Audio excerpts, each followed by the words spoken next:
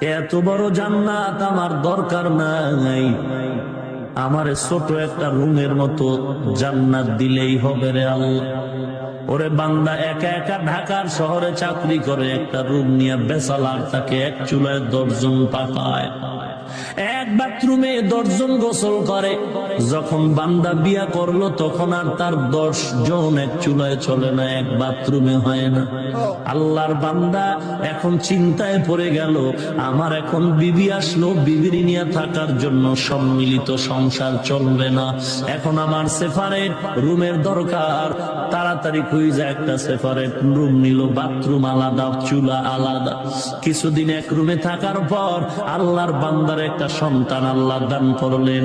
চিন্তায় পড়ে গেল, এই সন্তান এখন বড় হয়ে গেল, বড় হওয়ার পর একটা রুম লাগবে, হয় না, আমার আর একটা রুমের দরকার। রুম যখন আর একটা কোথায় পাই, এদিক দিয়ে টাকাও কম। আল্লাহ কয়, ও বান্দা, নাহনু নারযুকুহুম ওয়া ইয়াকুম, ও বান্দা তোমাকে রিজিক পরে দেই, তোমার বাচ্চাদের রিজিক আমি আল্লাহ দেই।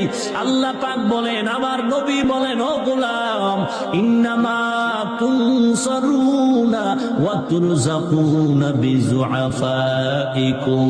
আল্লাহর নবী বলেন, আমি দুর্বল মানুষের নজর করে করে তোমাদের সাহায্য করি। ওরে বান্দা, তুই টেনশন করিস না, আমার ছেলে সন্তান বেড়ে গেলে খাবে কই, থাকবে কই। ওরে সংখ্যার উপরে রিজিক বন্টন হয় না, রিজিকের সম্মান, রিজিকের বন্টন সন্তানের অঙ্ক দেয়া হবে না, রিজিকের বন্টন হবে আমার আল্লাহর দরবার থেকে।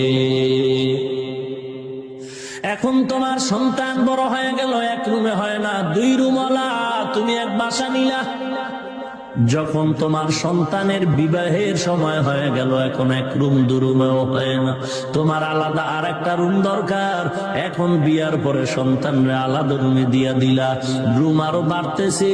ওরে বান্দা, আল্লাহ পাক যে তোমার জান্নাতটা দিবেন, একজন বান্দার পেছনে 70 জন খাদেমা থাকবে হুর হিসাবে।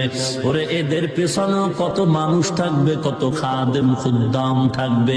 এই 70 জনার পেছনে আরো কত সদস্য। তোমার এই 10 দুনিয়ার সমান জান্নাতও মনে হয় যেন হবে না। আল্লাহ জানেন তোমার দরকার, জন্যই তোমাকে দিবে। এত সুন্দর জান্নাত, কেমন সুন্দর জান্নাত আল্লাহ আপনাকে আমাকে দান করবেন।